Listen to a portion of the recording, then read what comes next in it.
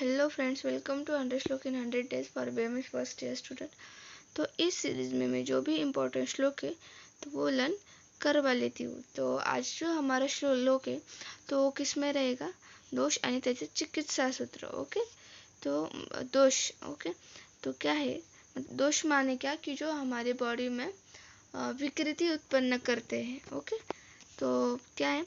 वायु, पित्त, कफश्चेति शरीरो दोष संग्रह। मतलब जो वायु है, पित्त है और कफ है, तो ये क्या हमारे शरीर के दोष संग्रह है। ओके, और मानस मतलब क्या? ये जो फिजिकली हमें डैमेज करते हैं। ओके, और इसके बाद क्या है? मतलब अगर वो एक पर्टिकुलर समान अवस्था में रहे तो हमारे बॉडी का पोषण करते हैं, लेकिन अगर वो उनका इम्बैलेंस हो जाए तभी वो हमारे बॉडी में क्या करेंगे? कोई भी जो डिजीज़ है या फिर कुछ व्याधि है तो वो निर्माण करेंगे, लेकिन वो अगर बैलेंस में है तो वो हमारे शरीर का फंक्शन करेंगे। ओके, उसके बाद क्या है? मानस पुनरुद्दिष्टो। ओके, मतलब क्या कि हमारी जो मेंटली ये है तो वो क्या है? रज श तम एवच। मतलब क्या? जो रज और तम है मतलब मानस प्रकृति, कोई सत्व प्रकृति का रहता, कोई रजत प्रकृति का रहता, कोई तम प्रकृति का रहता। तो उसमें से जो सत्व है तो वो क्या है? एक अच्छी मेंटल लेवल है। ओके, मतलब सत्व प्रकृति अच्छी रहती है, और जो रजो और तम है तो वो क्या रहेगी? मतलब दोष, मतलब दोष है। ओके, मतलब मानसिक दोष है। तो उसके बाद क्या है?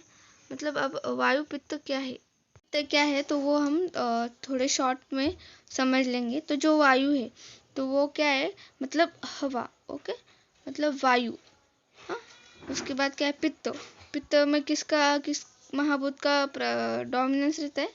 तो तेज महाभूत का डोमिनेंस रहता है। ओके, तेज प्लस जल। ओके, और वायु में किसका रहता है?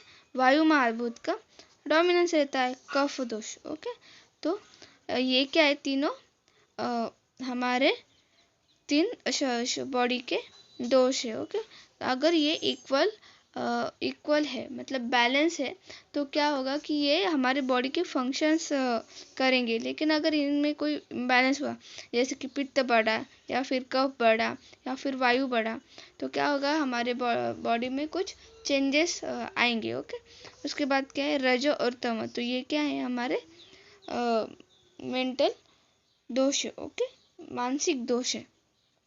तो इससे क्या होता है कि मतलब जो हमारा वात है तो उससे क्या होता है कि ट्रांसपोर्ट का काम होता है। मतलब कोई हमारी बॉडी की एक पर्टिकुलर चीज़ दूसरी जगह पर ले जाना, तो वो काम किसके हेल्प से होता है?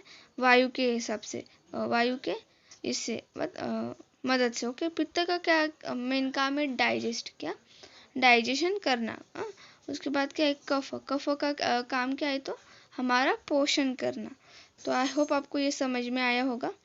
तो ये इन शॉर्ट में ही बताया है। अब हम मानसिक भी देख सकते हैं।